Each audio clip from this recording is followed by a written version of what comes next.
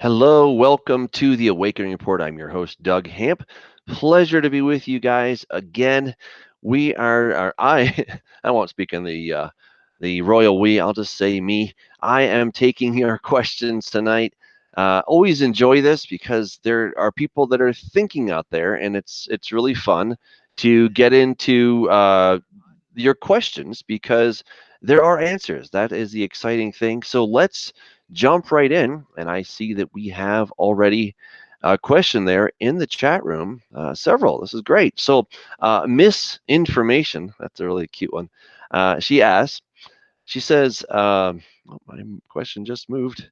She says, I have been seeing quite a few people over the last few weeks talking about how they are Natsarim. Can you explain what this is? All right, great question.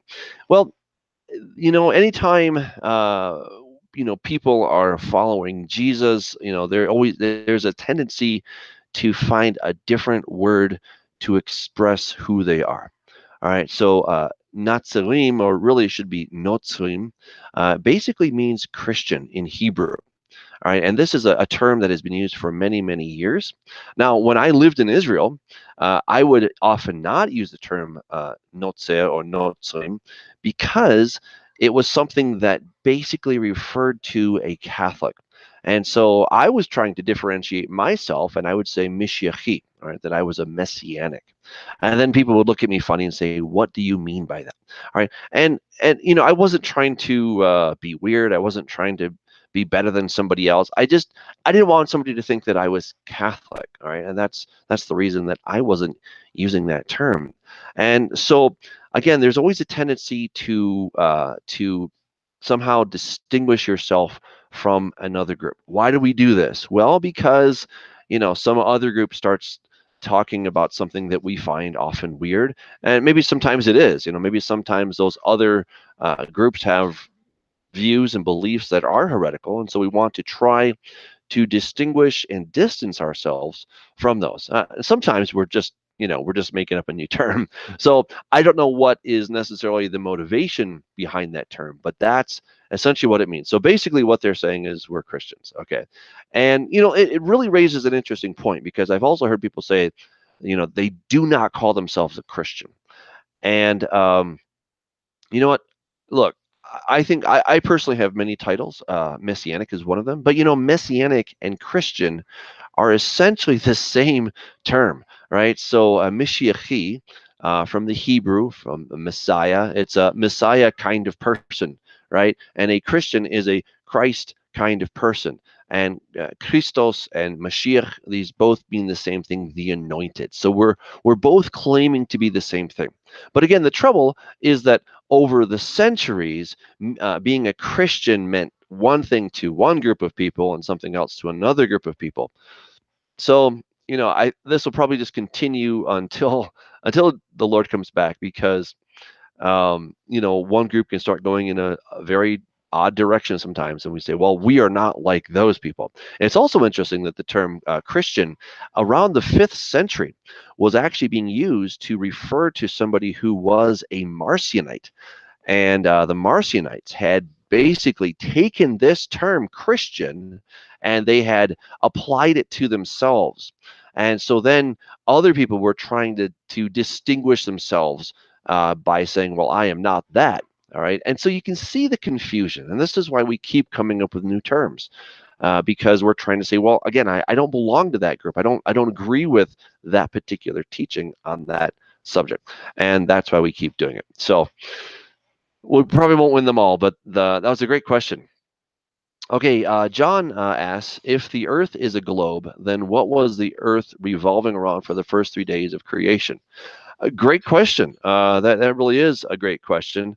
Um, well, so when we go back to the cosmology that we find in the Bible, it's important to take a look, of course, at the language. I've spent a lot of time looking at cosmology, the biblical cosmology, because I think it's very, very interesting. I wrote a book back in, boy, what year was that? 2007.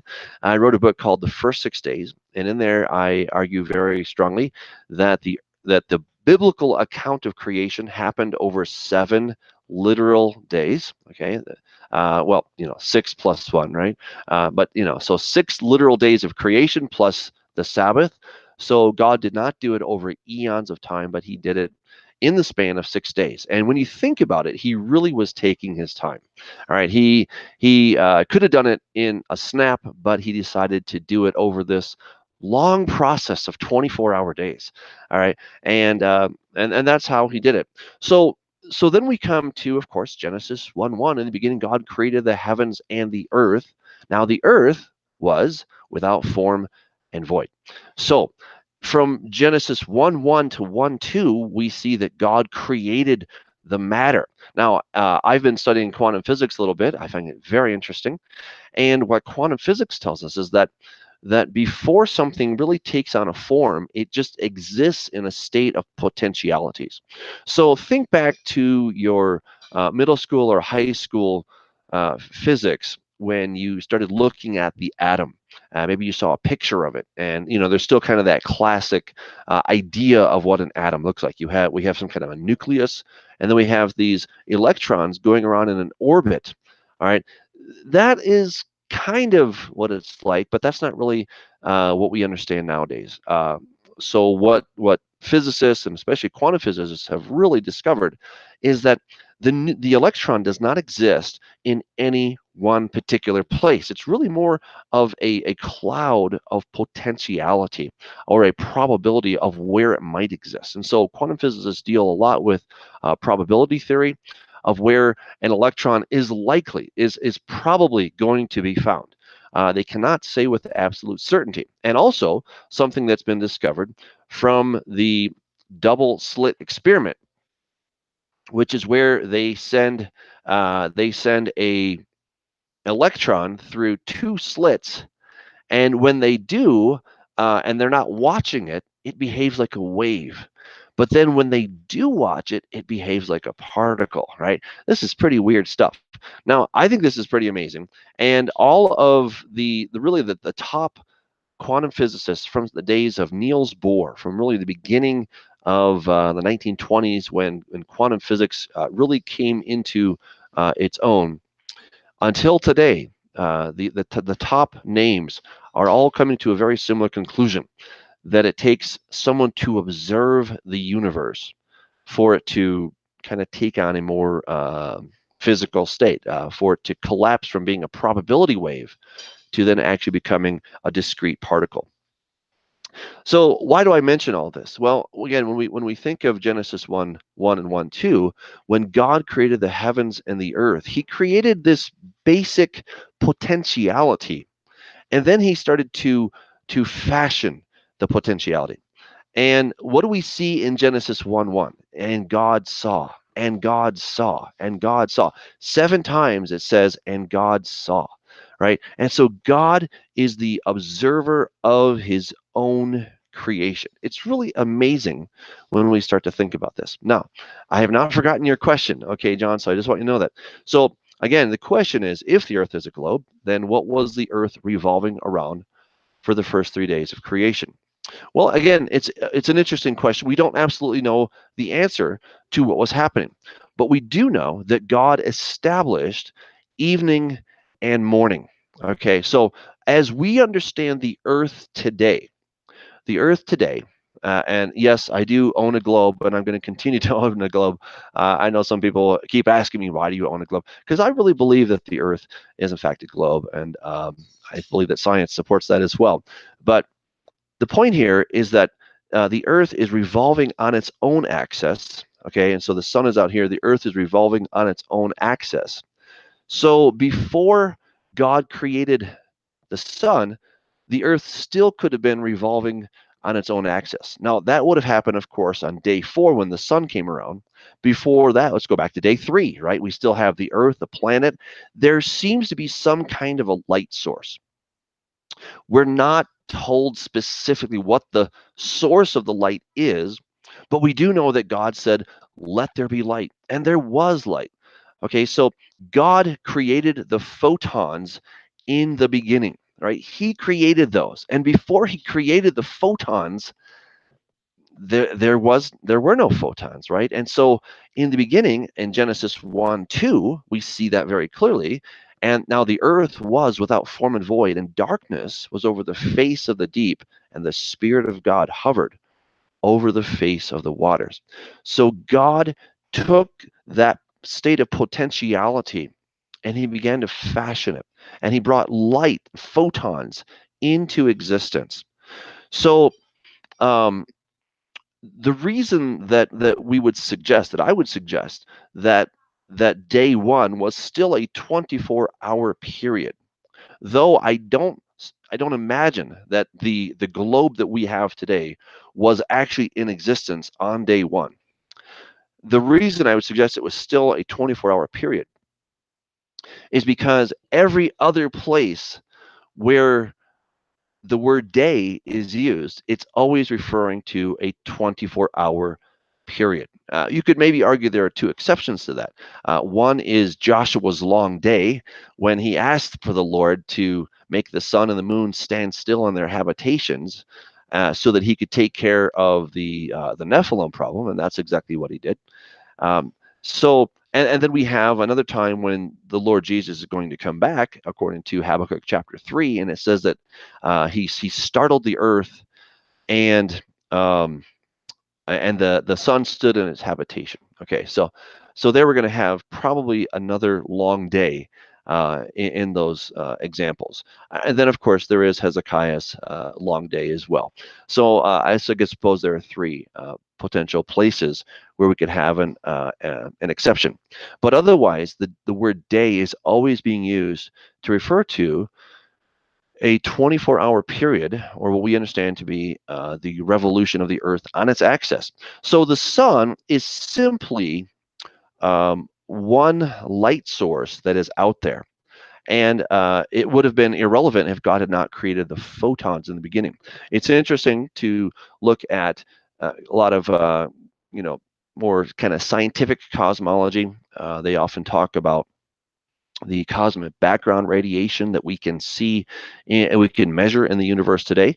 And that is understood, at least the best theory that I know of, it believes that there was this kind of cosmic soup, that the universe was not transparent as we know it is today, but it was opaque, and it was kind of like a milky white cream, if you will, and light was diffused throughout this substance, and then it eventually kind of cleared up, and we can still measure some of that light source through the cosmic background radiation, even though we cannot see it with our eyes. Our instrumentation are able to pick that up. So really, I don't see that there's any problem with, as far as the revolution of the Earth. Certainly by maybe by day two, maybe day three, we probably have the Earth as a spinning globe at that point. It has taken on a very definite shape, whereas in day one it was not a definite shape. But by probably day two, we have the separation of the light from the darkness, right? And then we start to have the um,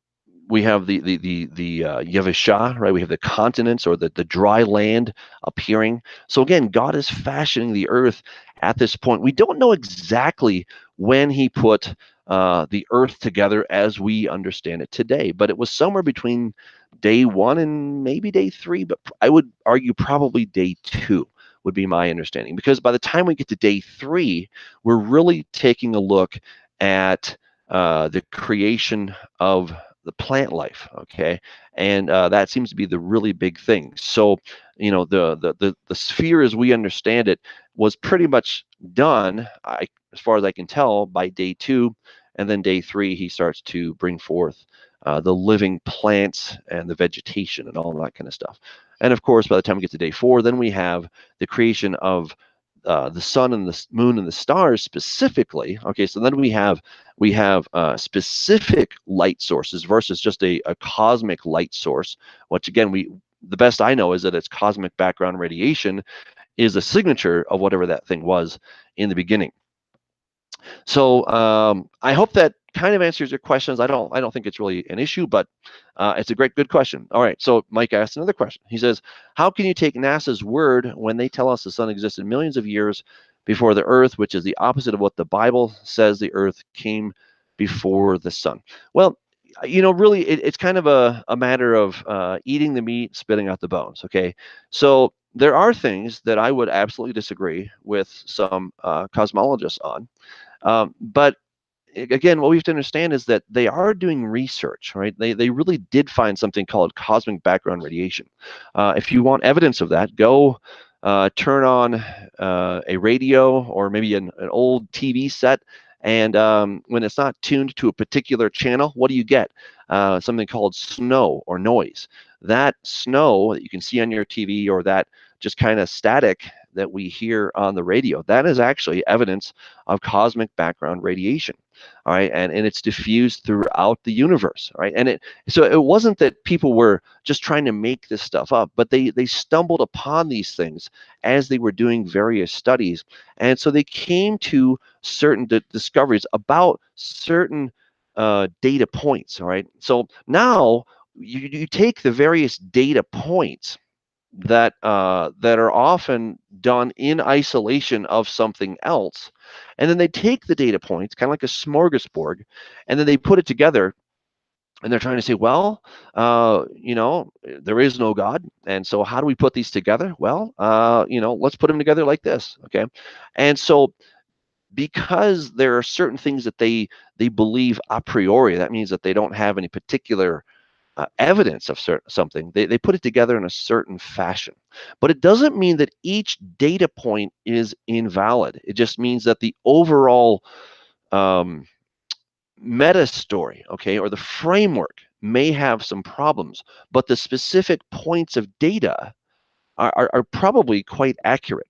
All right. Now, let's go back to the Big Bang. All right. A lot of Christians get really freaked out. I used to get freaked out about the Big Bang. I'm like, oh my gosh, this is so antithetical to the Bible. But do you realize that before the Big Bang, that a lot of scientists used to believe that the universe was a static universe. What that meant is that it always existed. It did not have a point of beginning. Right? There was no creation point. So while I wouldn't fully buy the Big Bang scenario as it stands today, but what I do find encouraging about it is that at least science has come to this place where they say, well, the universe did in fact have a beginning. And it's something that's now undeniable.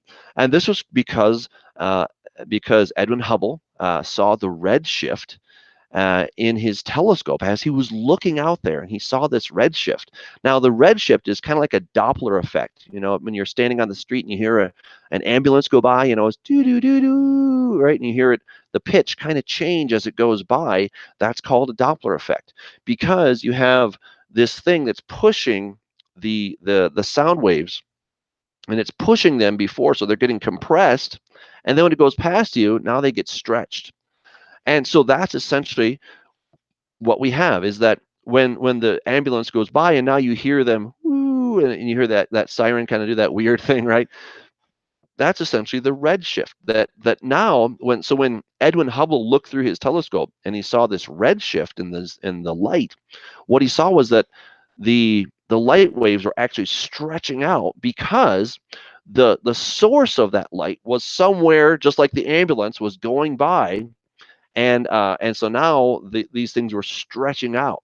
So when they're coming at us, they're compressed, and when they're going away, they get red. And that's what he saw. And so he basically extrapolated and said, well, if they're moving away from me, then maybe at some point they used to be closer together, right? So if the universe is expanding, that means that at one point it had to be all together. And it was actually kind of nicknamed in jest the Big Bang.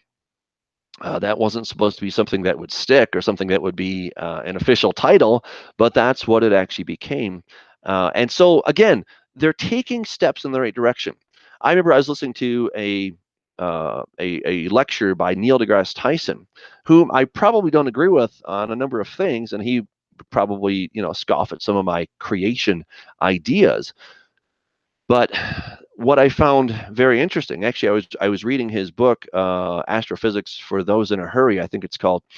And as he was laying out the scenario of the various things that happened, I was like, well, that lines up with the same sequence that we have in the Bible. Now, the duration of these things, 250,000 years, and X millions of years, and then billions of years.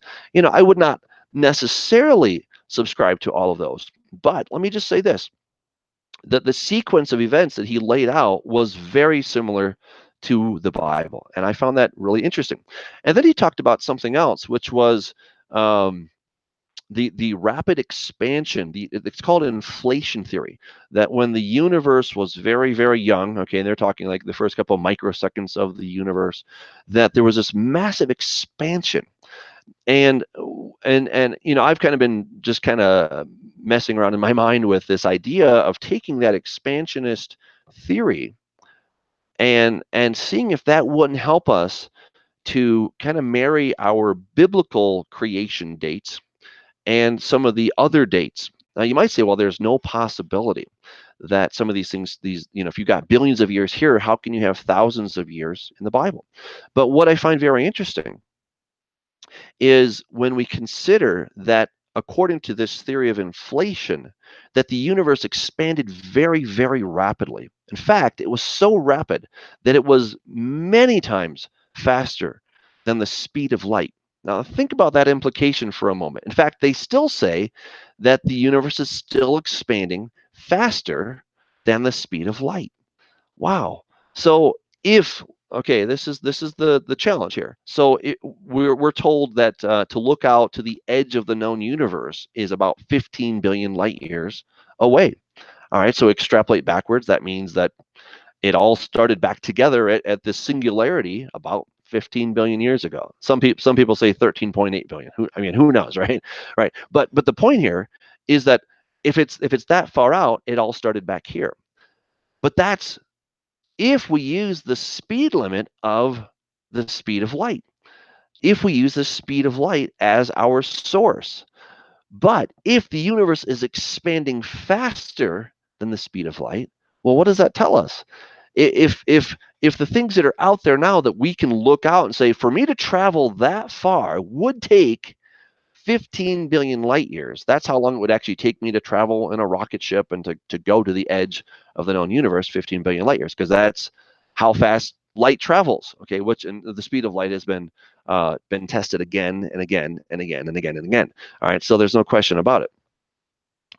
But again, the flaw that I see is that because of expansion, because of inflation, that means that those stars that are out there, some 15 billion light years or whatever they may be, they may not have actually taken that long to get that far away because the universe itself, the space in the universe itself is expanding.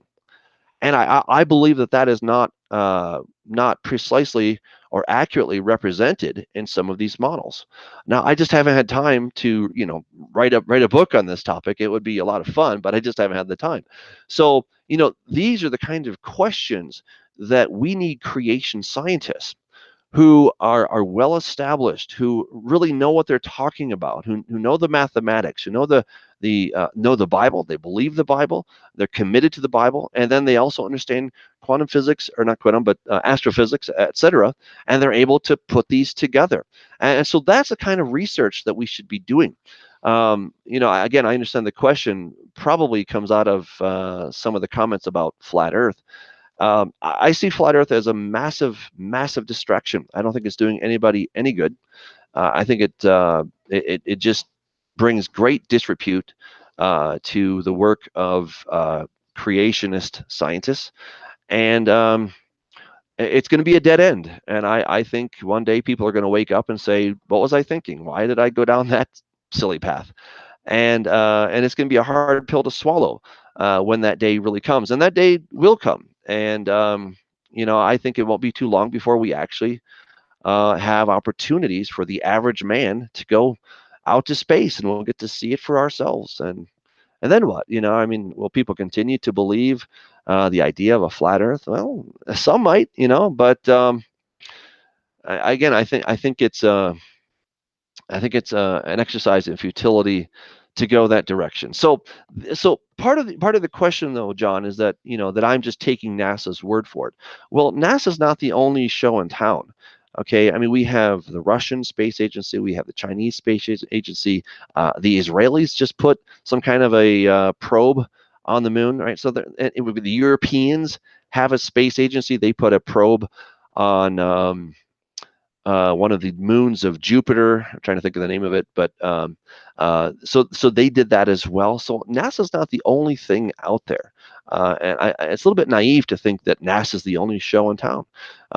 Just that's not how it is. And of course, we have people who've been on the ground, for a long time, and they've looked up into the heavens and they've seen things. I myself have looked through telescopes and I've seen the sun and I've seen the rings of Saturn, and I've looked. They're a high-powered, really high-powered one.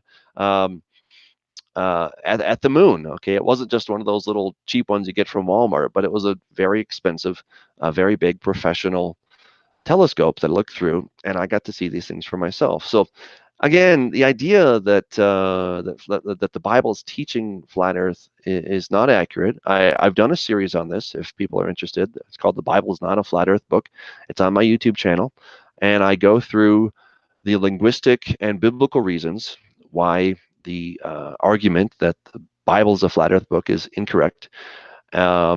So I encourage you to go check that out. I can only do so much. I actually have kind of taken a vow not to talk about flat Earth too much because I found that it's kind of well, I got a little a little frustrated with some of the stuff, and so I just decided not to get into it. But that's kind of my 2 cents on that. You can take it or leave it, but I don't think that NASA is the only thing that really is the only question here. So, all right, let me get to Cordell. Cordell asks about 2 Kings chapter 2, and it says, Then he went up from there to Bethel or Bethel, and as he was going up the road, some youths came from the city and mocked him and said to him, Go up, you bald head, go up, you bald head. So he turned around and looked at them and pronounced a curse on them in the name of the Lord, and 2 female bears came out of the woods and mauled 42 of the youths. Right. Oh my goodness. What do we do with this? Right. This is one of these things that it often gets used sort of as a soundbite and say, see, this is how terrible the Bible is. Now, I'm not suggesting that you're suggesting that, but this is, one of these passages that people like to say, well, that Old Testament's so terrible, or the God of the Bible is such a brute. All right, so let's take a look at this. Right, we've got to try to understand, and part of the challenge that we have in the Bible is that we're not always given the full story. We're just given a little snippet to kind of, you know, don't forget this detail, right? These are all the things that Elisha did. All right, so who is Elisha? Well, Elisha was the understudy of the prophet Elijah. Elijah had been taken up in a chariot of fire. Everybody knew who Elijah was, right? His reputation went before him. There was no rain in the land for 3 years because of the prayers of Elijah. Elijah was the one who challenged Ahab and Jezebel to bring the priests of Baal and Ashtoreth to the top of Mount Carmel, and they had a standoff, right? They were doing gunslinging here, and they got to see whose God was real. Was it Jehovah or was it Baal? And Baal failed miserably. All right, so everybody knew who Elijah was. This guy was famous, well known. Talk about name recognition. I mean, more popular, more famous than the Kardashians. Okay, let's just put this in perspective. He was a household name. If Michael Jackson was a household name in my generation, then Elijah was a household name back then. So now Elijah is going to be called up to heaven, and the sons of the prophets go to Elisha and they say, hey, do you know that your master's going to be taken today? And he says, yes, I know. Shut up. Right. And so then um, Elisha says, hey, I want a double portion of what you have. And Elijah's like, whoa, that's a pretty tall order. Well, I don't know, but if you see me go up, if you're watching when I go up, then you'll get it. Okay. So now everybody knows who Elisha is. Okay. He is also a household name. He is the servant of Elijah. He is the one who now has a double portion. He's got a double portion of what Elijah had. Okay. I just can't really put enough a weight onto how much people would have known who this is. All right. It's kind of like the queen showing up at your house. All right. Or the president or some famous movie star or something, right? And you're like, oh my goodness, I don't know who this guy is. But not only just that they're famous, but they're accomplished, right? They really have done something. It's almost like Bruce Lee walking by your house and you start throwing eggs at the guy, right? Why would you do that? I mean, he's Bruce Lee. Why would you throw eggs at this guy? Why would you call him names? Why would you insult him as if you don't know who this guy is? That's the kind of context that we're talking about, right? So anytime we really have these Bible difficulties, what is the context? We have to take a look and see what is going on. And so now we have a little bit of context of who is Elisha. He's a household name. Everyone knows that he's powerful, right? People know that his master Elijah called down fire from heaven twice and smoke and smote, right? He smoked and he smote these 50 and then 50 uh, uh, military guys, soldiers, right? He killed these guys just by calling down fire from heaven. That's who Elijah was. And Elisha now has a double portion. So this is who we're talking about. People understand this. Now it says in verse 16 of 2 Kings chapter 2, Elijah has been taken up to heaven. All right. And um, so Elijah is taken. It's pretty awesome here in verse 12. I'll go back, and Elisha saw and he cried out, my father, the chariot of Israel and its horsemen. So he saw him no more, and he took hold of his own clothes and tore them into two pieces. He also took up the mantle of Elijah that had fallen up from him and went back and stood by the bank of the Jordan. Then he took the mantle of Elijah that had fallen from him and struck the water and said, where is the Lord God of Elijah? And when he also had struck the water, it was divided this way and that, and Elisha crossed over. Now, when the sons of the prophets who were from Jericho saw him, they said, the spirit of Elijah rests on Elisha. All right, so there were a lot of prophets back then. So again, word didn't spread as fast as it does today because they didn't have Twitter and Facebook and YouTube and telephones, but it still spread quickly, right? It doesn't take long for one person to tell another person, did you hear? Did you hear about Elisha? Really, what happened? Well, Elijah was taken up to heaven, and then the spirit of Elijah fell on Elisha. So, these prophets, they convince him, hey, let's go, send out a search party. They come back, they don't find him. He says, well, didn't I tell you this would happen? I said not to go. But still, they were going on anyway. And so then we finally come to the men of the city say to Elisha, please notice the situation of the city is pleasant as my Lord sees, but the water is bad and the ground barren. And he said, bring me a new bowl and put salt in it. So they brought it to him. Then he went out to the source of the water and cast in the salt there and said, thus says the Lord, I have healed this water. From it there shall be no more death or barrenness. So the water remains healed to this day, according to the word of Elisha. All right. Then he went up from there to Bethel. And again, remember, word does travel, right? People know who this guy is. He is the most famous prophet there is. And so he's going up from there to Bethel. And as he was going up the road, some youths came out from the city and mocked him and said, go up, you bald head, go up, you bald head. Now, these youths, okay, these are probably teenagers, right? That's pretty much the term for teenagers back then. So these are teenagers. We don't know exactly how old they are, but they're not men, okay, because they have not reached the age of 20 yet, but they're not little kids either, right? So we understand those to be teenagers. And so, they're not stupid. They're not just so little that they don't know what they're saying. They do know what they're saying. They're apparently not that wise, but they're not stupid. And so, apparently this guy was bald. I mean, I don't know. That seems to be the case. But what are they doing? They're disrespecting one of their elders. And of course, scripture says to not disrespect elders. I mean, obviously, we have the fifth commandment that you should honor your father and your mother. But we're also told in the book of Psalms that we are to honor our elders. And clearly, they're not honoring an elder. Not only that, they should know who this guy is. He's famous. He's incredibly famous.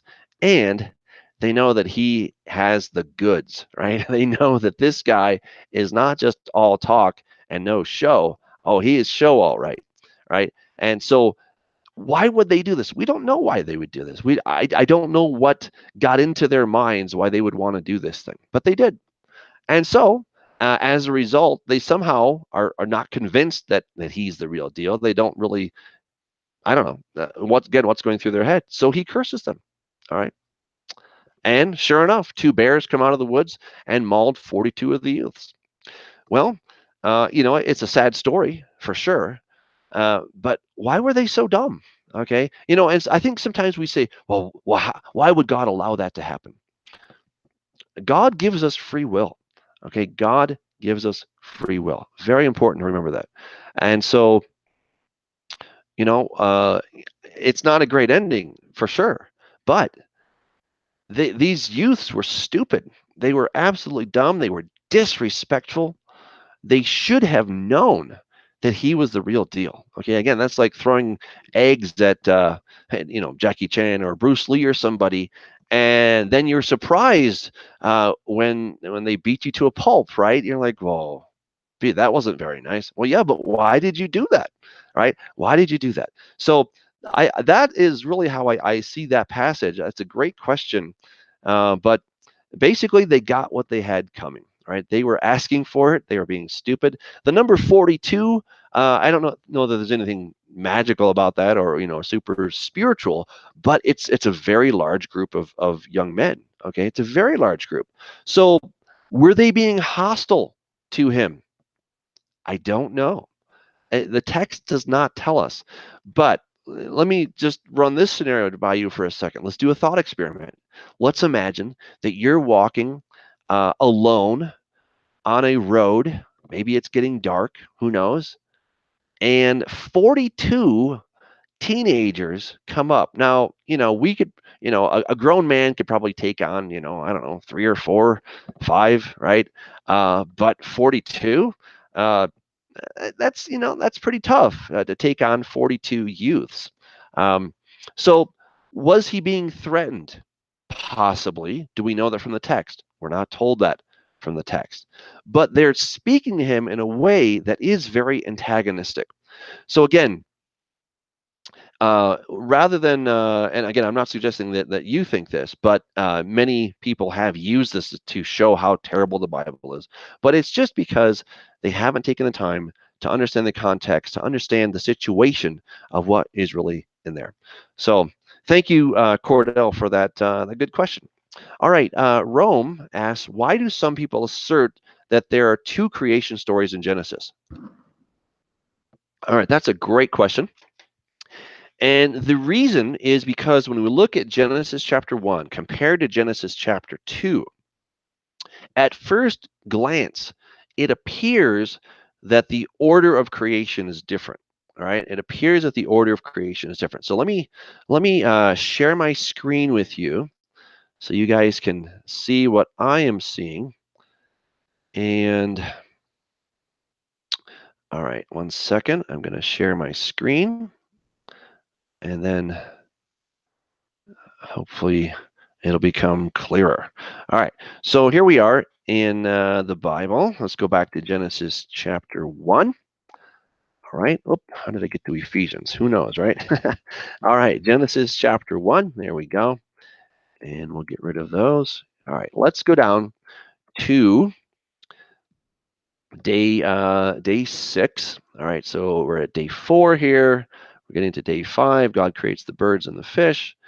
And then we come to day 6. All right. So this is really the crux of the matter. All right. So God said, let the earth bring forth the living creature according to its kind, cattle and creeping thing and beasts of the earth, each according to its kind, and it was so. And God made the beasts of the earth according to its kind, cattle according to its kind, and everything that creeps on the earth according to its kind, and God saw that it was good. Then God said, all right, now the Hebrew just says, and God said, let us make man in our image, according to our likeness, let them have dominion over the fish of the sea, over the birds of the air, and over the cattle, over all the earth, and over every creeping thing that creeps on the earth. All right, so from there, let's jump over to Genesis chapter 2. And when we come down to verse 19, it says, and God says, it is not good that man should be alone. I'll make him a helper comparable to him. Out of the ground, the Lord God formed every beast of the field and bird of the air and brought them to Adam. So when we look at these two texts, you get the impression, reading from the English, that in Genesis chapter 1, God created the animals and then he created Adam and Eve. In Genesis chapter 2, you get the impression, again, reading from the English, that God created Adam and then creates the animals. Okay, so this is essentially why you have two, people often assume that there are two different accounts here. But the cool thing about the Hebrew is that it really dispels this faulty assumption, and the reason is when we take a look at the language, we understand a little bit about the grammar. Okay, so this is Vayitzer Yehovah Elohim min ha'adama chol chayat hasadeh ve'et kol of hashamayim. All right, so Vayitzer. So this word Vayitzer, it means and God formed. But here's the thing: in English, we are very, very into aspect. So what is aspect? Well, aspect is a way of describing an action, a verb that happened in the past, is happening now, or in the future, and we have aspect that we can add to tense. All right. So there are only 3 tenses in any language. If you can think of more, please let me know. But there's past, there's present, and there's future. All right. Beyond that, you got me. Okay. So there's past, there's present, there's future. So um, let's take my glass of water. Of course, somebody calls me right now. All right. So let's take my glass of water.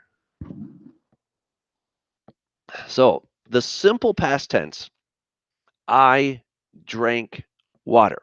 Okay. That's the simple past tense. I drank water. Now, I was drinking water almost, but I was drinking water when the phone called. When the phone rang, excuse me, when the phone rang, I was drinking water. So was drinking is what we call a past progressive, and that is aspect. The tense or the time of the action hasn't changed. It's still in the past. But I'm now describing an aspect of that tense. I could also say I used to drink water. I have been drinking water. Okay, I could say it that way. Or I had drunk water. Um, let's see, I was drinking. There are more. Okay, there's lots of different ways that I can describe the aspect in which I drank water, right? But they're all happening in the past tense. That is something that is peculiar to English, to many of the Romance languages. Very big on aspect. Now, Hebrew doesn't really have aspect. All right, they just say something in the past. They might use words to help describe kind of when that happened or something, but there isn't any aspect. And so the challenge then is when we go from a language that has no aspect to a language that has lots of aspect. And because we are accustomed to hearing the aspect in our language, when we don't see it necessarily in the translation, then it can really be something that is hard to deal with.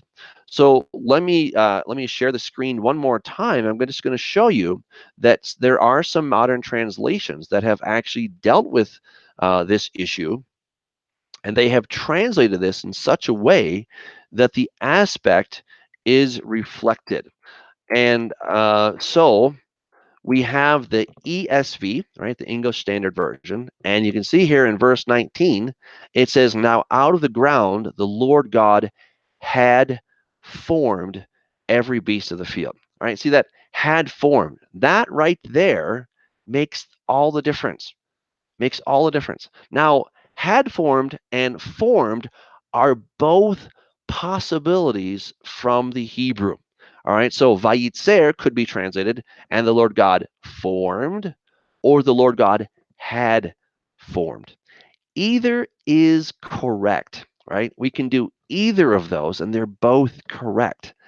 Neither is better, neither is more grammatically accurate than the other. They're both grammatically accurate. But because we understand that we're not doing violence to the text, and that using the past perfect had formed is actually a better solution in light of the context that we're talking about, it becomes a perfectly acceptable translation. So there's nothing wrong with saying that God formed every beast of the field, but now because we have chapter 1 in our brains, and we're thinking, well, wait a second, is there a Bible difficulty here? Do we have a contradiction? No, we don't.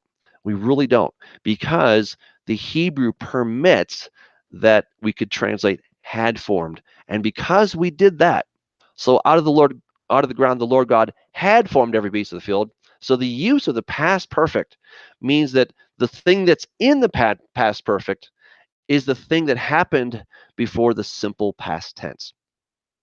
For example, all right, I was, I was at buying a coffee, and I had put in my order when my friend came in the restaurant. Okay, so they're both happening in the past, but had put in my order is the one that came first, and then my friend came in.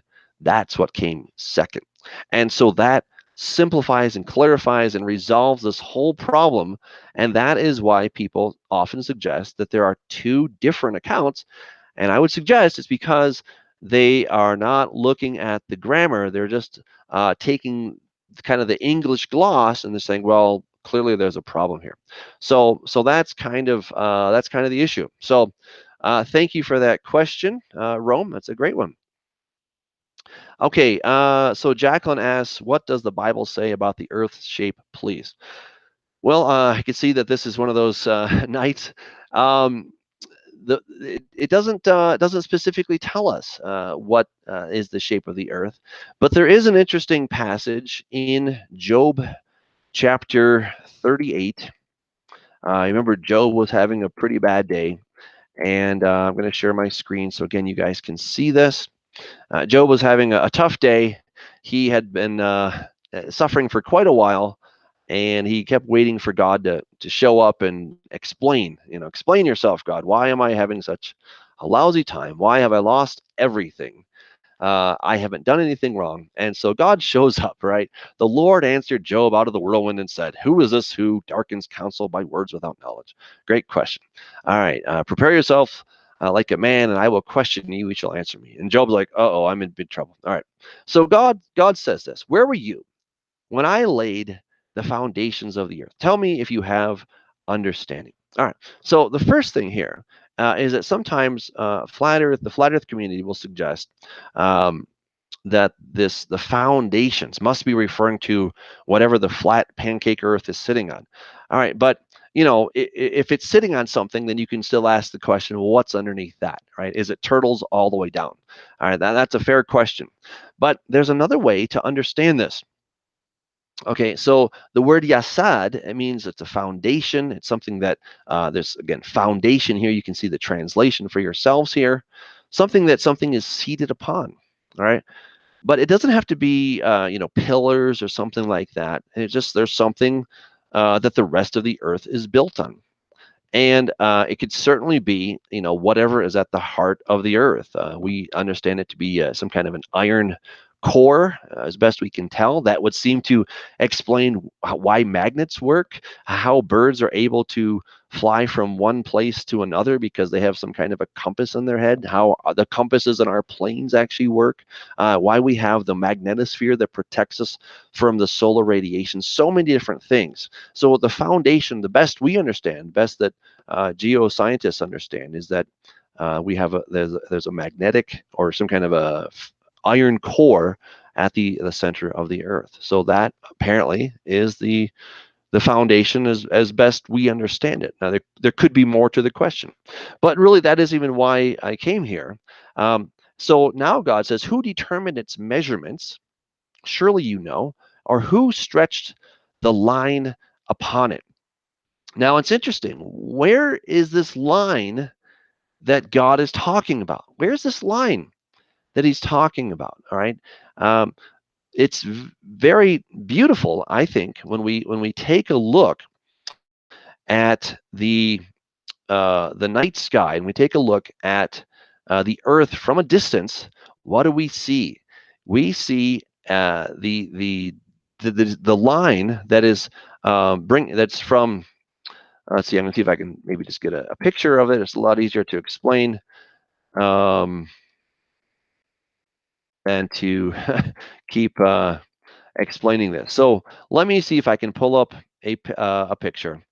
Okay, I've got one. Let me share my screen with you guys. And then you can see the line. I would argue that this is the line that God is actually talking about. And it is that line that is formed where we have night and day. All right. And that's pretty cool. Okay. So now, again, I know some of these are not actual pictures. That's fine, but it doesn't really matter. All right. So here is a basic representation. And what do we see here? We see this line over the earth. All right. So where night meets day, there's a line that goes over one half of the earth. I think that's really cool. All right. I think that's really amazing. And so God is asking, were you there when I drew the line upon it, when I separated light and darkness? And now there's this line over the earth. I cannot think of any other solution to what the line on the earth could be other than this thing that does indeed cross the entire globe and it forms a line. That's pretty amazing stuff. All right. So again, there's so many examples like that. But again, some people have gotten the what I would consider false impression that the earth is flat, and somehow the Bible teaches it, but it doesn't. All right, the Bible does not teach that. Again, I don't necessarily want to beat this to death, so I'd encourage you to check out my video. The Bible is not a flat Earth book, and I have more to say on that stuff, so you can check it out there. Okay, so a dude's thoughts as he says, I'm confused about the concept of lust. Does that mean we can't be attracted to women?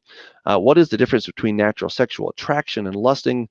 That seems to be wrong in the Bible. Well, that is a great question. I'm glad you asked it. It's not an easy one, right?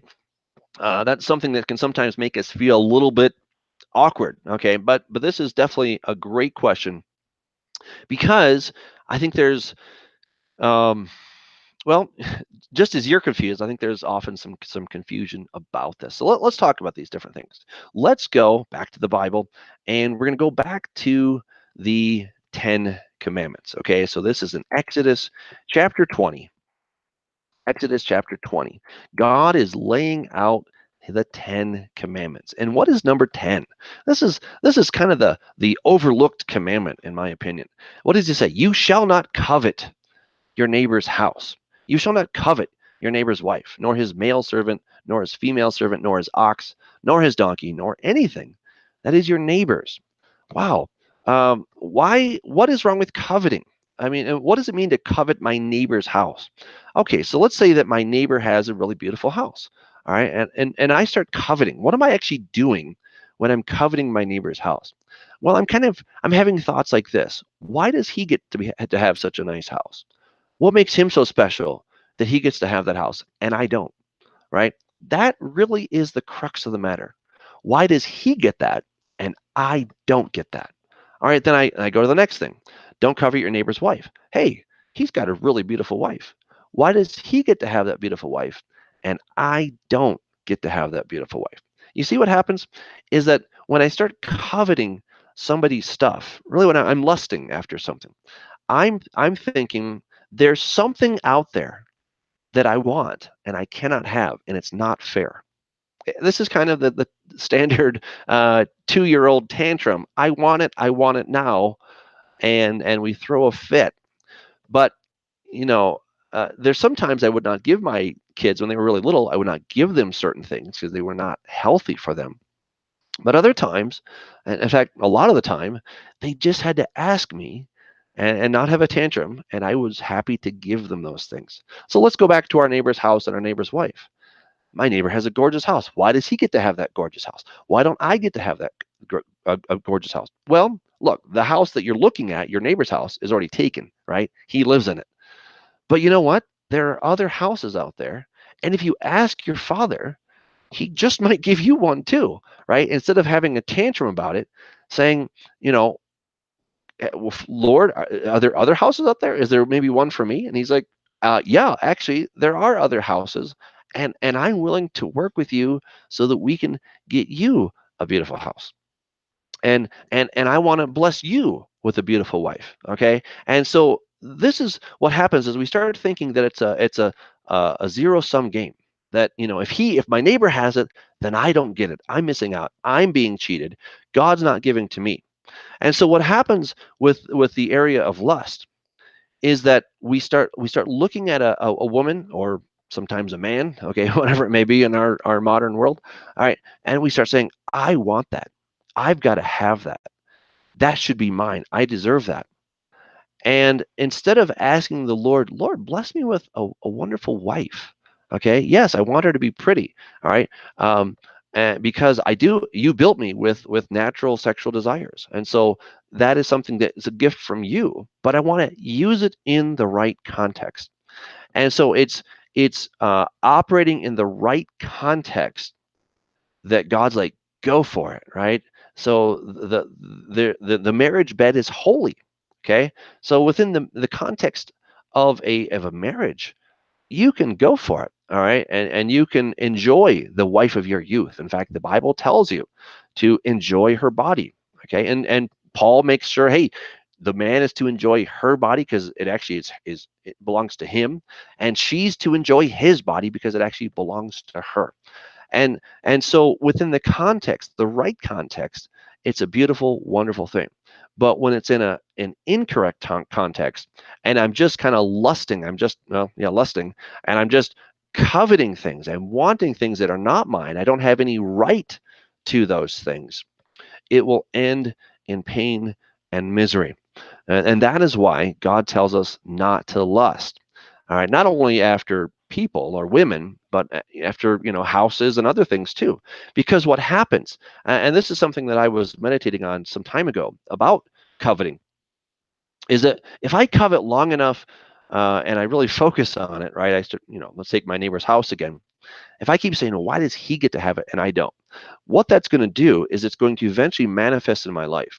Now, if we go back to the other 10 commandments, especially the latter ones that deal with humans, I might start breaking one of those other commandments, because it's interesting. There's no specific commandment or there's no specific penalty against coveting. Okay, that if you covet, you get 20 lashes or something. We're not told that, right?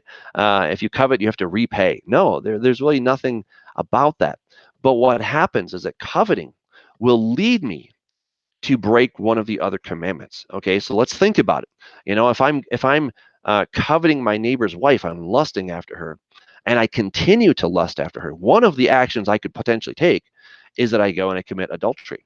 All right, now that's a real problem. All right, if I commit adultery, because I've taken what belonged to another man, in this case his wife, and I've now appropriated her. I've stolen her for myself. All right, I've taken what was holy between them, and I've now interjected myself and put myself in a very bad situation. Okay, well, let's take his house. Why does he get that and I don't?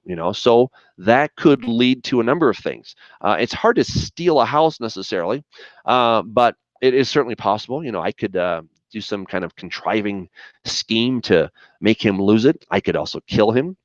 And I could kill him and then take it. Right, that's what Ahav did to Naboth. He just killed him, or was it Naboth? Or yeah, I think it was Naboth.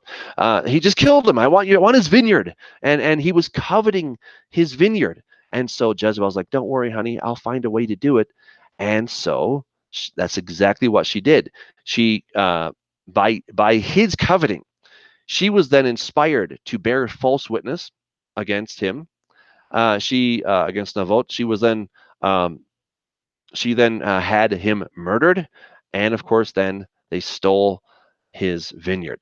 So by coveting, we're going to eventually, if we continue to practice the coveting, we will break one of the other commandments. Now, it's also interesting. In the light of neuroscience, we understand now that the things that we continue to focus on, we actually begin to grow neurological pathways in our brains.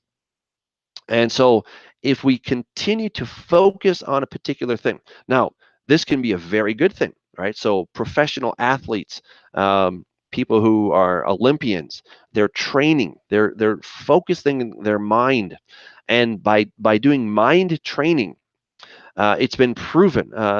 Russian scientists did a study, and there were 4 different groups of people, and so there was one that only did physical, one that did um, uh, they did different numbers of things, but the ones that did a lot of mental training actually performed the best. All right, they performed the best because of the mental training. So when you're lusting, you're doing mental training, but it's bad training, okay? Because that training is going to eventually lead you to do an action that is not healthy, that will lead you to potentially actually doing real adultery, potentially stealing someone's wife or their fiance or someone's future wife or something like that. It may cause you to lie about it. It could cause you to murder. There's so many different scenarios, and I can't list them all here, of course, but that's what happens when we lust. And so we want to be careful to not lust, because it's not healthy. It's not good for us. Not that God's trying to, be a killjoy, and it's not that you can't appreciate women. Okay, you certainly can, but you've got to be careful, all right, to not, to take it too far. All right. Now, let me just say something else about this topic. Just because you get a thought in your mind, it doesn't mean that you're lusting. It's when you have some kind of an X-rated thought, okay, that stays in your mind, and you continue to own it and to embrace it. That's when it becomes a problem. All right. So just because you have a fleeting thought, if it comes through and it fleets in, let it fleet out. Okay, hey, you're not wanted. Okay, just here's the door. See you later. Um, so don't stress about random thoughts. Okay, I would encourage you though, as you now focus on what is good. All right, so don't focus on, okay, I can't lust, I can't lust, I can't lust. Right, that's like thinking, don't think about pink elephants. Right, what do you think about pink elephants? Right, so you're never going to beat this thing by saying, okay, I got to stop lusting, because you'll never do it. But what you want to do is focus on righteousness, focus on what is beautiful. Think of, in your mind, try to imagine God. What does he look like? Right? He's on his throne. He's got this raiment of light. What could that be like? What might it feel like to be in his presence? And lose yourself in that, because ultimately when you're lusting, there's something beautiful, in this case a woman, and she's beautiful, and you're attracted to that beauty.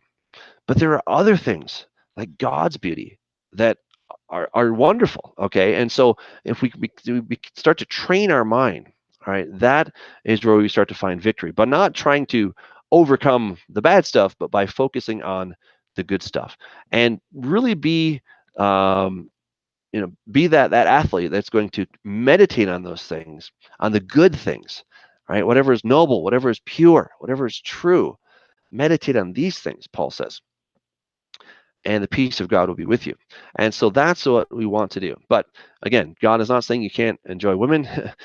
He created them, and He has one for you. All right, and that's the beauty. But you have to appreciate that woman's beauty within the context of a committed relationship, and then it's a wonderful thing. But if it's just here and there, it will lead to depression. It could lead to very more physical. Um, uh, Manifestations, which could include adultery, it could include stealing, murder, all kinds of bad stuff. And I think we see enough of that on TV to you kind of know where I'm going with that stuff. So we want to be careful. So awesome. Um, okay, let's see. All right, there's some questions here, some comments. All right, let's see. Let me think here. Some little discussion about the shape of the earth. I think we discuss that, I hope. I feel comfortable. I'm sure you guys still have some questions. But okay, here's a question. Are the trumpets and the seals the same events in circular storytelling? If so, can you reconcile the trumpets being given to the angels at the seventh seal? That's a great question, Steve.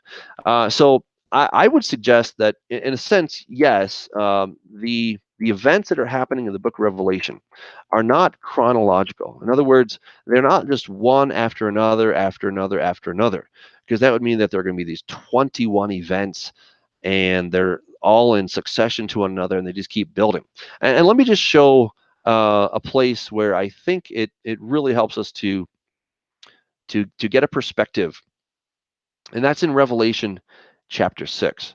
Now, again, I'm going to share my screen so you guys can see what I'm seeing, and hopefully you won't have to just take my word for it, but it'll kind of pop out to you as it did to me some years ago.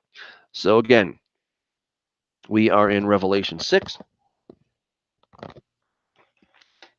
So one of the common theories is that first you have all of the seals, and then we have the other judgments, and then there's just all these things that just keep happening. But what I would suggest is that when we get to the sixth seal, I would suggest is kind of like an umbrella. Okay, it's a bookmark for a number of things that are going to happen. He says, when I looked when he opened the sixth seal, and behold, there was a great earthquake, and the sun became black as sackcloth of hair, and the moon became like blood, and the stars of heaven fell to the earth as a fig tree drops its late figs when it is shaken by a mighty wind. Then the sky receded as a scroll when it is rolled up, and every mountain and every island was moved out of its place, and the kings of the earth, the great men, the rich men, the commanders, the mighty men, every slave and every free man, hid themselves in the caves and in the rocks of the mountains. And they said to the mountains and the rocks, fall on us and hide us from the face of him who sits on the throne and from the wrath of the Lamb, for the great day of his wrath has come, and who is able to stand? Wow, this really sounds like these guys are convinced, right? Look, the kings of the earth, the great men, the rich men, the commanders, the mighty men, every slave and every free man. This is everybody who counts. Everybody hid themselves in the caves and in the rocks of the mountains, and they said, fall on us. So these guys are throwing in the towel. They're throwing in the towel. They are convinced this is it. And what do they say? The great day of his wrath has come. And who is able to stand? Right? They're not saying, oh, we can handle this. No, they're saying we are dead. We're dead meat. We're in serious trouble. All right. We have no recourse. So let's go now to Isaiah chapter 2. What's going to happen in this great day? All right, so here we have, now it's going to pass in the latter days. We have various things, kind of talks about the millennial time before, but before we get to that, let me turn that off. All right, so Okay, someone's making comments. So it says, um, here we go. So enter into the rock and hide in the dust from the terror of the Lord and from the glory of his majesty. The lofty looks of men shall be humbled, and the haughtiness of man or men shall be bowed down, and the Lord alone shall be exalted in that day. So if this day, when they say, let's go into the rocks and hide there, in the dust from the terror of the Lord and the glory of his majesty. Well, this is exactly the same thing that they said in Revelation chapter 6. And if in that day that God alone will be exalted, then how do we explain that in the book of Revelation we have this horn, this beast, this Antichrist who comes and he speaks pompous words to those who are in heaven? We see that in Revelation 13, right? And I stood on the sand of the sea, and I saw a beast rising up out of the sea, having 7 heads and 10 horns, and on his horns 10 crowns, and on his heads a blasphemous name. Now, the beast which I saw was like a leopard, etc. And what does he do? The world marveled. He is given authority. And it says he was given a mouth speaking great things and blasphemies. And he was given authority to continue for 42 months. Then he opened his mouth in blasphemy against God, to blaspheme his name, his tabernacle, and those who dwell in heaven. So this cannot be the day of the Lord. These 42 months cannot be the day of the Lord, because during those 42 months, this guy is blaspheming those in heaven. And according to Isaiah chapter 2, that the Lord alone will be exalted in that day. The Lord alone, it says, for the day of the Lord of hosts shall come upon everything proud, that's upon this blasphemer, right? The beast, everything proud and lofty, upon everything lifted up, and it shall be brought low. All right, so the day of the Lord is not during the tribulation. The day of the Lord comes after the tribulation, when Jesus comes back.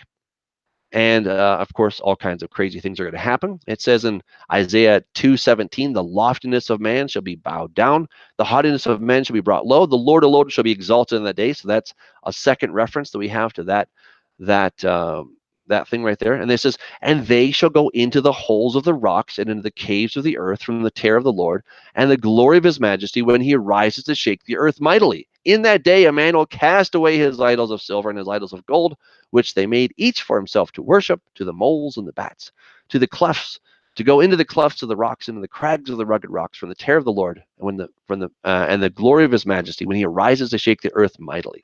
All right, so Revelation chapter 6 shows us that the kings, the mighty men, right, all the important dudes on earth, and even the not important dudes, are like, we're dead, right? We are so dead, because this is the day of the Lord. So with that in mind, let's now consider your question. All right, let's go back and just revisit the question. So again, Steve is asking, are the trumpets and the seals the same events in circular storytelling?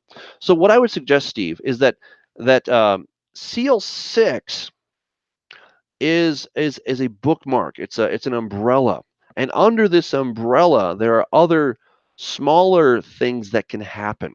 It's we keep drilling down, okay, to kind of use a technical term, right? You click on one thing. Apple is very famous for this, and part of their their file system. You click on one thing, it opens up a bunch more stuff. You click on another one, it opens up a bunch more of these little trees or branches, whatever you want to call them. And that's really the same idea, is that as you click on one, then we have these other things that are unfolding. So I would suggest that within the folder, okay, let's call it a folder, all right, within a folder of the sixth seal, we click on that, and then these other subsets open up, all right? So let's see, when we look at Revelation chapter 6, let's take a look at that again. In the sixth seal, what's happening in the sixth seal? He says, when I looked, when he opened the sixth seal, and behold, all right, so here are the things. Now, sometimes the translators have used various words that that can obfuscate just a little bit. All right, not terribly, but just a little bit. And sometimes they say then when it should just be and. I don't think there's any ill will, but it's a minor detail, and I'll address that as we go. So, what do we see within the folder of the sixth seal? There was a great earthquake. The sun became black as sackcloth of hair, and the moon became like blood. The stars of heaven fell to the earth, as a fig tree drops its late figs when it is shaken by a mighty wind. All right, so I don't imagine that these all happen just, nanoseconds after one another. One of the reasons I think that is because we actually see these things talked about in other places. For example, in Isaiah 34:4, all the hosts of heaven shall be dissolved, and the heavens shall be rolled up like a scroll, and all their hosts shall fall down, as the leaf falls from the vine, and as fruit falling from a fig tree. All right, so that's one time, and we see that the sky is going to recede like a scroll. What does that mean? That's, of course, a very important question. But let's go to Revelation 8:12, and it says, "Then the fourth angel sounded, and a third of the sun was struck, a third of the moon, and a third of the stars, so that a third of them were darkened, a third of the day did not shine, and likewise the night." Where does this come from, right? Where is this darkness coming from? Well, I think it's very clear in Revelation chapter 9. We're told, what happens to the sky. We're told why everything is darkened in Revelation chapter 9. Then the fifth the fifth angel sounded, and I saw a star fallen from heaven to the earth. To him was given the key to the bottomless pit, and he opened the bottomless pit, and smoke arose out of the pit like the smoke of a great furnace. So the sun and the air were darkened because of the smoke of the pit. So there you go, right? So where did all this darkness come from? Well, from the smoke that came out of the pit. And we're told the sun and the air were darkened because of the smoke of the pit. This is just common sense, right? I mean, if you've ever seen a forest fire, or if you've seen a volcano erupt, then you know that the sky is darkened. I got to see some smoke from forest fires, and when I looked up at the moon, it was blood red. I was like, wow, that's pretty wild.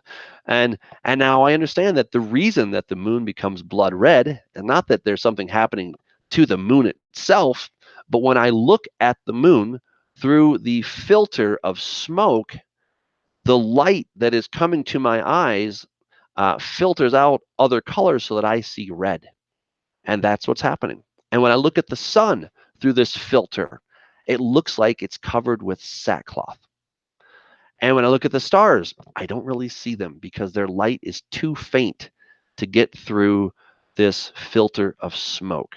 And that is why. But what we were told within the context of the sixth seal, of this happening within the sixth seal, where is this actually falling? Well, this is in the fifth and the sixth trumpets, right? And if we go back, so here, keep this kind of bookmarked here, Revelation 9:1, then the fifth angel sounded, and I saw a star, notice this, fallen from heaven to the earth, okay? So where is the star currently? He's on the earth. He's already fallen. It's not that he's falling. It's not a progressive tense. It's not a progressive aspect, if you will, but it is something that is already happened. He's already here. He has fallen already. When did he fall? Well, I would suggest that we go back to Revelation chapter 8, and we see when this star falls. Now, this is when the context of the seven trumpets. So again, I would suggest that all of these things are happening within this folder of the sixth seal. And so we clicked on that folder, and then we got to see all these other things happening. And sometimes it's not always clear the exact succession or the chronology of how these things are happening, but they're happening within the context of the sixth seal. And so we see in Revelation chapter 8, the seven angels are about to sound, and the first angel and hail and fire were followed, mingled with blood, and they were thrown to the earth, and a third of the trees were burned up, and all green grass was burned up. Well, we're going to see that as well in Revelation 9, actually in Revelation 7 as well, because it's told don't do anything until the those of God have the seal, don't hurt the trees and such. And then we have in Revelation 8:8, and something like a great mountain burning with fire was thrown into the sea, and a third of the sea became blood, and a third of the living creatures in the sea died, and a third of the ships were destroyed. Right? And then verse 10, and the third angel sounded. So this is a trumpet, but again, I would suggest that it's part of the sixth seal. And he says, and a great star fell from heaven. Well, there we have our star falling from heaven. The star fallen from heaven in chapter 9, it's already a fait accompli, right? It's already finished. But in chapter 8, we now see it happening. And I saw a great star fell from heaven, burning like a torch, and it fell on a third of the rivers and on the springs of water. And the name of the star is Wormwood. So this Wormwood appears to be the same star that we see already fallen to the ground in Revelation chapter 9. So let me just go back and double check, because I want to make sure that I got your question. I think it's a great question. I just want to make sure that I answer it correctly. So if so, how can you reconcile the trumpets being given to the angels at the seventh seal? So that is, of course, the more challenging one. So let's move on. We'll go to Revelation chapter 9, and of course Revelation chapter 10, and we have let me see here. Okay, so, but in the days of the sounding of the seventh angel, when he was about to sound, the mystery of God would be finished. All right, so it's kind of like a telescope. So if I have a telescope, the one that a telescope's out, it's telescopic, right? It comes out, then it goes back in. If I have a telescope, when I'm pushing it in, when they meet, even though you have these trumpets that are in there, the seventh one is going to touch at that final point. So they're all going to come to the same concluding point at the same time, approximately. All right. And again, that's how I would understand that, is that when we actually get to the seventh seal, it's now coming to the very edge. Or excuse me, when we get to the seventh trumpet, sorry about that. When we get to the seventh trumpet, it's on the outside of that sixth seal, so that they're starting to touch. Their endpoints are both the same. They're both the same. Okay, so well, let's say that we have again, a little thought experiment. We have two people. I don't know. We have a turtle and a snail. All right, and they're both in a race, but the turtle has to walk 2 meters, and the snail has to walk 2 centimeters. Okay. Well, at some point they're going to, even though the turtle's back here, they're going to overlap. Here's the finish line, but they're going to overlap one another until they come and they both have a point, assuming they have a tie. Okay, which in this case they have to have a tie. But the turtle and the snail, even though they're traveling at different speeds, eventually they're going to sync up with one another, and they're both going to hit the finish line at the same time. So the trumpets are happening within the context of the sixth seal, and then we come to the end, and this is when it says, in the days of the sounding of the seventh angel, when he's about to sound, the mystery of God would be finished, as he declared to his servants the prophets. So this is now the end. All right, and it's interesting that at this point in John's vision, it says, then the voice which I heard from heaven spoke to me again and said, go, take the little book which is in the hand, open in the hand of the angel who stands on the sea and on the earth. So I went to the angel, and he said to him, give me the little book. And he said, take it and eat it, and it will be make your stomach bitter. It will be as sweet as honey in your mouth.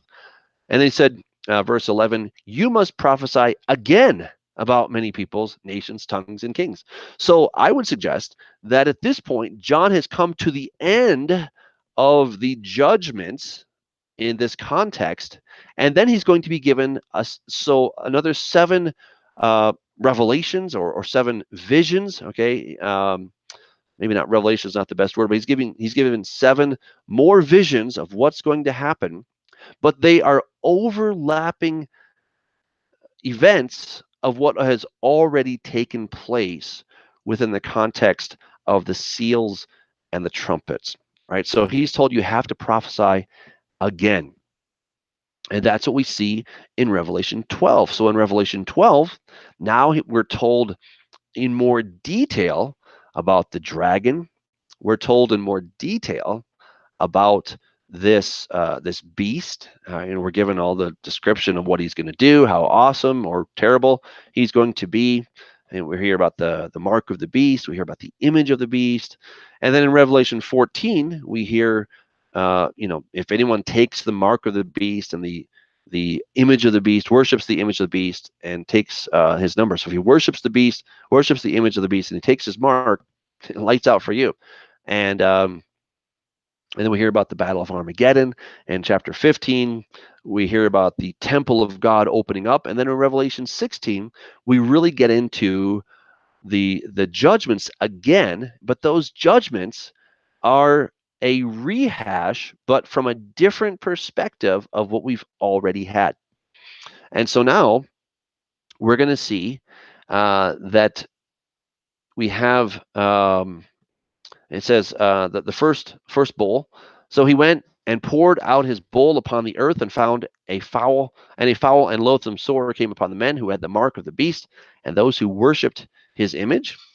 Well, we saw something like that there's some kind of a mark that they're going to get on their right hand or on their forehead. I would suggest that's similar.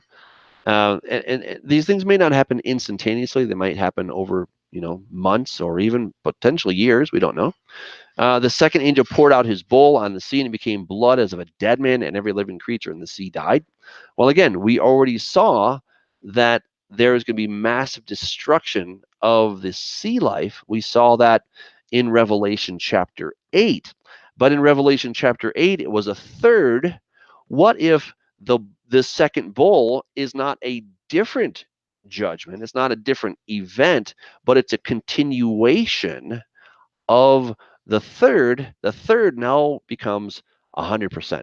Right. So first we have 33 and the third percent of all the fish die.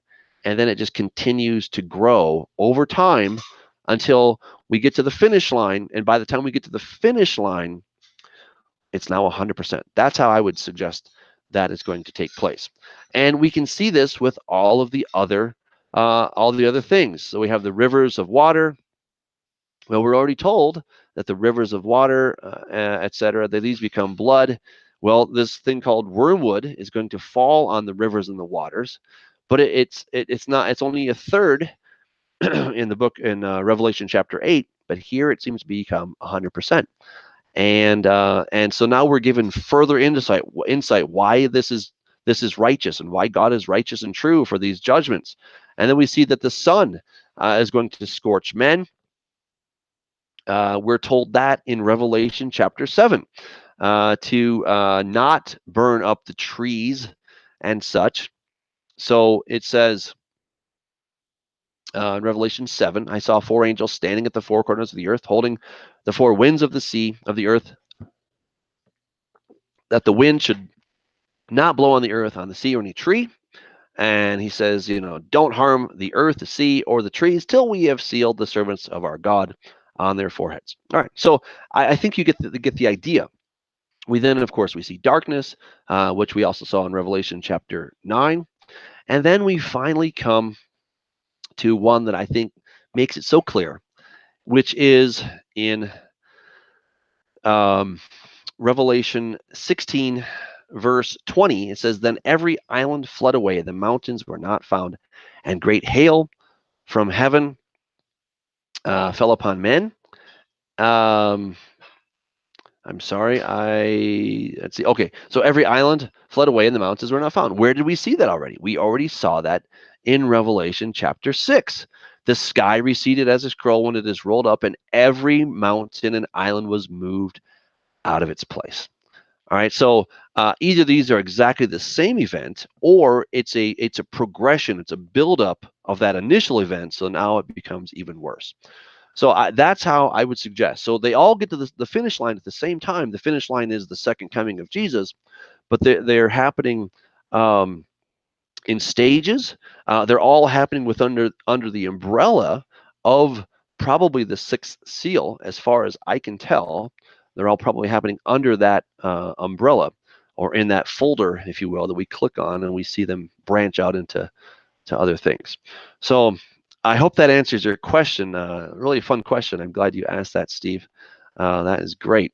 So let's see. Okay, we've been going for an hour and a half. I'm having fun. We'll take maybe just a couple more, and then we'll probably call it an evening. All right, so here's a question. This is from James. Why did God give us a sin nature, then hold us accountable for our sin nature? Good question, James. Well, God did not give us a sin nature. That's really the easiest way to answer that. All right. He did not give us a sin nature. All right. So first of all, let's define what is sin, because that's in your question. Sin is missing the mark. All right. So imagine you're at the shooting range. You've got a bow and arrow, and you're trying to hit the bullseye, and you miss. Okay, that would be called a sin. You tried to hit it, but you missed it. So did God make us so that we would absolutely miss the mark? No. But what God did give us was free will. He gave us free will. Now in Isaiah 45:7, it says, I, the Lord, create evil, or I form the light and I create darkness. I make peace and I create evil. I, the Lord, do all these things.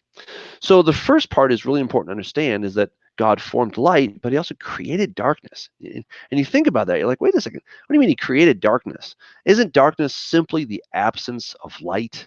How could it be that God would create darkness? Well, he did create darkness because before that, there was light. God is light. And the concept of darkness was foreign. It was alien. It was something that did not exist until God created the possibility of darkness, so that you could actually cover the light. And then there was this new thing called darkness. And I bet you, if we could have been there to see that, initially we've been like, whoa, what is that? He's like, that's called darkness. Wow, that's amazing. Darkness. Whoa, who would have thought, right? Now, the flip side to that is that it says that he creates evil. And this has troubled people. What does it mean that God creates evil? Is God responsible for all the terrible things that happen in the world? No, he's not. But what he did create was the ability for mankind to choose contrary to what God likes. We're told in Isaiah 65, verse 12, he says, they did evil in my sight, and they chose that in which I do not delight. They chose that in which I do not delight. So evil, by its very definition, is choosing something that God does not delight in. Now let's go back to the very beginning, when God created Adam and Eve. And what did he put in that garden? All kinds of good fruit, all kinds of good stuff. And he even put the tree of life there. But he put this other tree as well that was absolutely necessary, the tree of the knowledge of good and evil. It was so important that God put that tree there, because man had two choices to make from that tree. One, eat the fruit, and we know what happened, right? We're living proof of what happened from eating that fruit. But there was another choice, and the other choice was to not eat the fruit. But when, by saying, I am not going to eat that fruit, when he's given this opportunity and he's encouraged to do it, and he says, no, I'm not going to do it. What's he doing? He's expressing independence. He's expressing his own free will. And so the knowledge of the tree of the knowledge of good and evil had two possible outcomes. One, to eat the fruit and death. One, to not eat the fruit. And then man can stretch out his hand and take from the tree of life. But we know that man ate from it. And then God says, hey, look, man has now become like one of us. Hey, that's a good thing. That was the whole purpose of the tree, is that man would become like God. But that's kind of weird, because God says, in my image and in my likeness, I created man. So what does it mean? Wasn't he already like God? Well, yes, in so many respects. He looked like God. He had so many of the attributes of God, creativity, etc.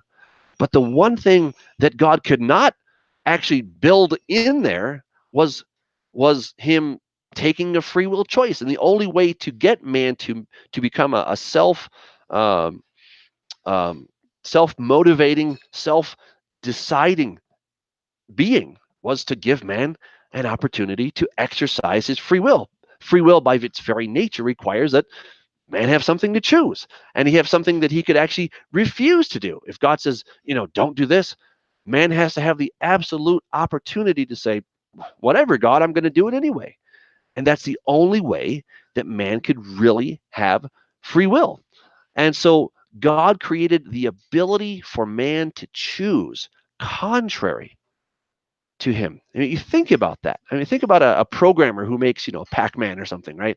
Uh, you know, Pac-Man can only do what the programmer told him to do. And even though there's a guy controlling it and he's going this way and that way and, escaping from all the ghosts, but he cannot go outside of the programming, right? The Pac-Man on the screen is still limited by what the programmer has written in the code for him to do. And so God created man in such a way that he created him with this code that man could actually violate God's instructions, right? That would be like creating Pac-Man in such a way that he could violate the programming, right? I mean, it's really revolutionary to think about it that way. And that is how God created us. But he did not create us with a sin nature. He created us with the ability to choose contrary to what he wants. And man chose contrary to what God wants. But God did not require or force man to make that decision. He gave us the ability to choose. And so we chose. So, again, good question. Thank you, James. Adam asks, when we ask our phones who is the last Adam, it tells us Adam is Jesus. Do you believe there is a first and last Adam? Well, I mean, Paul refers to this in Romans chapter 5, that Jesus is the second Adam, or maybe the last Adam. But, so Adam was created. He's the father of the race, and he blew it, right? He chose contrary to what God wanted. And he had absolute free will, which is what I just expressed. So thank you guys for asking these right next to each other. So Jesus now comes in the form of Adam, right? He is related to Adam. Um, Certainly he's related to the human race. He doesn't have Adam's Y chromosome, as best we can tell, but he's definitely part of the human race. And so now, because he's missing the Y chromosome, and I talk about this in my book, Corrupting the Image. If you want to check that out, it's on Amazon or it's on my website, douglashamp.com.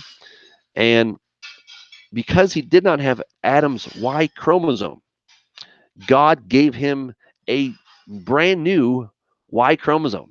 And so in that sense, he is a new kind of Adam. Even though he has all of the X chromosomes, he has the maternal chromosomes, but he doesn't have Adam's Y chromosome. And it's really amazing that now Jesus becomes a new kind of Adam. And so now we can be born again. We can take on this new DNA. We're told in 1 John 3, says, no one having been born again continues to sin, for the seed of God dwells in him. The sperma, right? The sperm of God dwells in him. And so this is our opportunity to literally become born again, to become born in a different image. Even though we're related to Adam, clearly, right? We're born naturally from Adam, but we're born with that. We are born with a sin nature because Adam fell, and then we're born copies of a copy of a copy of a copy. And so we're going to have faulty DNA. But we always have free will. And so now, when we're born again, we're now in the image of Jesus. We have his DNA according to 1 John 3. And so that is why we have this first Adam and the last Adam. So great one. Okay. I see there's some discussions here. And okay, here's a question from Mark. Is there any biblical prophecy stating that the Levitical priesthood would end after the Messiah came? That's a good question, Mark. I can't think of anything where it said that they would end. Certainly because Jesus is of the order of Melchizedek, which was before the Levitical order, then he precedes the Levitical order, and he's of a higher rank or higher authority higher order, I guess is the best way to put that, than the Levitical priesthood. But God also made promises to the Levitical priesthood that they would have a role forever. And so we see them actually still fulfilling their role in the millennial temple. We see that in Ezekiel chapters 40 through 48. So, I cannot think of any that states that the Levitical priesthood would end after Messiah came. Great question. Okay, Ryan asks, do you think modern Jews believe they can restore the physical nation of Israel without the other 11 tribes of Jacob? What do you think the other 11 tribes are today? Well, first of all, I would say the 10 tribes. Okay, so when you think about the house of Israel, that is the southern kingdom of Judah. So we're talking about Judah, we're talking about Benjamin, we're kind of talking about a scattering of some of the Levites, right? The Levites were all over the place, but so we're kind of talking about two tribes, maybe two and a half, all right? And so when we talk about probably the 10 tribes, I would suggest, um, though I suppose if you count Ephraim and Manasseh, they're half tribes, right? So they only count as one, so that still gives us 10 tribes. I think that not only do I think, but there are a number of rabbis. Let's see, Rabbi Harry, I think his name is, if my memory serves me. I can't find it for you right now, but it's out there. Dr. Brown is actually interviewing him, and this Rabbi Harry is talking about how they believe that the other 11 or 10 tribes are out there. And so I think there has been an expectation that the 10 tribes would somehow, some way, come back. Now, not all Jews believe that. Some could care less. Some don't even think about it. Some think Judah is all there is. But there are a number of Judeans or Jews who are expecting the 10 tribes to come back. And I'm very excited about that. And that's one of the things we're going to talk about at our conference this summer, which I forgot to mention. This summer, July 18th, 19th, and 20th, here in Denver, one in MessiahConvocation.com. So check that out, one in MessiahConvocation.com. And you can get more information about that conference. It's going to be a great time. And that'll be one of the things that we're going to be talking about. So thank you for asking. Okay, let's see here. And it looks like we're getting really close to the end. Here's a question from let's see, Bryce. He asks, what happened Genesis chapter 1, what happened Genesis chapter 2, how it happened. Okay, fair enough. Here's a question from Shemin Zeit. When did gravity appear on the earth in the process of creation, in your view? Is it connected with the creation of the moon? No, gravity is not related to the moon. Gravity, and this has been proven outside of NASA or anything that people want to talk about, but gravity is simply the attraction of two atoms. Now, when we're just talking about, a couple atoms here and a couple atoms there, we don't really sense it. But an experiment was devised. I forget the guy who devised the experiment, but an experiment was devised where it could be shown that an object with sufficient mass, it wasn't huge, it was something that fits in a room, it was actually able to attract another object, and it was just the force of gravity that was pulling these two things together. Think of them kind of like really, really weak magnets. All right, that's essentially, and I'm oversimplifying it, of course, but that's essentially what we're talking about. Is that there's this force of gravity, just like we have the force of magnetism. Now, magnetism is of course incredible, but magnetism only works in relationship to metal, right? To iron specifically. We don't, magnetism doesn't work with aluminum, doesn't work with a lot of various metals, but with steel or with any kind of iron ore, it most definitely does. So gravity is something that attracts everything, all right? And so when you have something like a planet that it's just huge, you're going to have gravity, okay? And a person in relation to the Earth is, of course, very small. So we are going to be attracted back to this thing. But of course, the moon is also a very large sphere. It's smaller than the Earth, of course, but these two are in relation to one another, and so they're always the moon is always orbiting the Earth, and of course the Earth is orbiting the sun, and the sun has an even greater mass. But we also have been able to look at the mass and the gravitational effects of Jupiter and other planets, and so we can see that there is definitely something that's some kind of an attraction. That was called gravity. It's from the word gravitas. Gravitas just means something that's heavy, right? And so that's the essence of this word, and it's used to describe some kind of a force of attraction between two um, bodies. Okay, and it does happen on a smaller scale, but we usually don't notice it like we do from the gravity of the planet. So, good question, but it's not because of the moon, and I'm not sure where that would have been suggested, but that's not where that came from. So, okay, boy, still more questions. So don't ask any more questions, guys. I'm gonna try to get through these here. I do appreciate questions; they're always fun. All right, so Jacqueline says. In Joshua, it was the sun and the moon that stopped moving. However, rather than the earth, wasn't it? I guess that's kind of a discussion you guys are having. And here's a question. Are there any biblical verses that make you laugh? Mine are Joshua 13:1 and Joshua 23:1 through 2. That is from Misinformation. Um, Let's see. So Joshua 23, now it came to pass after a long time after the Lord had given rest to Israel from all their enemies round about, that Joshua was old, advanced in age, and Joshua called for all Israel, for their elders, for their heads, for their judges, and for their officers, and said to them, I'm old, advanced in age. Okay. You know, I kind of think the exchange between God and Moses is humorous when God says, "Okay, the people that you brought out of the land."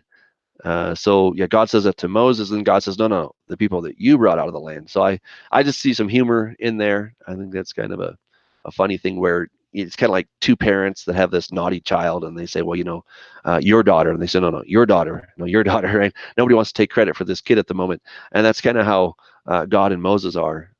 And so I do find that funny. I think that's Exodus 33 right in there. So great one. Jacqueline asks, I have spiritual brothers who I care for that also believe that we are to keep the law, days, Sabbaths, etc., to the best of our ability. One also believes Yeshua is Messiah, but not divine. The other, that the Tanakh never says a man can redeem, pay for another man's sin, so that Yeshua never came to do so. Please explain where it says in the Tanakh that Yeshua was to be our sacrifice. Gratitude. Oh wow, that's a big question. Yeah, first of all, I think we can have fellowship with people that don't believe exactly the same way we do, and I think we have to, because otherwise we'll just be an island unto ourselves, and nobody will agree with us, because there's always going to be little variants of opinion. Um, just because time is short, I'm going to really suggest a video that I did, which is the triunity of God from Jewish sources. And so I go into great detail on how Jesus is, in fact, divine, that he is the image of the Father. Think of when you look in the mirror, who's the person you see in the mirror? It's you, right? And yet the person in the mirror is in some way, some abstract kind of weird metaphysical kind of way, is different than you, because that person in the mirror perfectly matches everything you do, is a perfect representation and image of you. But the person in the mirror is not you, because that person exists in a two-dimensional plane, and you exist three-dimensionally. And so how can that be, right? It's just one of those, interesting little things to meditate on. And I would suggest that Jesus is, in fact, that expression of the Father. There's so many places that talk about this triune nature of God. We see it in Genesis 1, verse 2. And the Spirit of God was hovering over the face of the deep. Right? That's the first place where we see the triune nature of God. We see in Isaiah 48:16, the Lord God and His Spirit have what's it say? Have called me. Okay, so or have sent me. The Lord God and his Spirit have sent me. And yet the me that's talking there is Yud He Vav He. Right? So how can it be that Yehovah says that Yehovah and his Spirit have sent me? How can that be? So there's so many examples like that. We see the angel of the Lord is not just your regular angel, but he's actually God, right? The angel of the Lord in the burning bush, and it says, "And God spoke from the bush." Well, wait a second, I thought it was the angel. Well, yeah, yes, that's the answer. So there are many places, but in the video I go into great detail in there. Okay, last question is from Jason. Sorry for you guys that don't get it, but question: is man a dichotomy or a trichotomy? Good, another exciting question. So dichotomy means to be cut in two. Trichotomy means to be cut in three. So is a man a two-part being or a three-part being? And some people that would argue that man is a three-part being. It says that man is body, soul, and spirit. Others say that man is only soul and body or something like that. And so what I would suggest is that when you think of a coin has two sides. And I would think that one side is spirit, the other side is soul. Okay. So because, God says, or Jesus says, don't fear man who can only kill your body, fear God who can kill both body and soul, right? And so he doesn't say anything about your spirit. So I would suggest that your spirit is kind of the essence of who you are, but your soul is that immaterial life part of you, and the spirit is simply an aspect. It's a feature, a facet of the soul. But I don't think that the spirit is an utterly distinct thing, because when you die, is it your spirit going up? Is it your soul?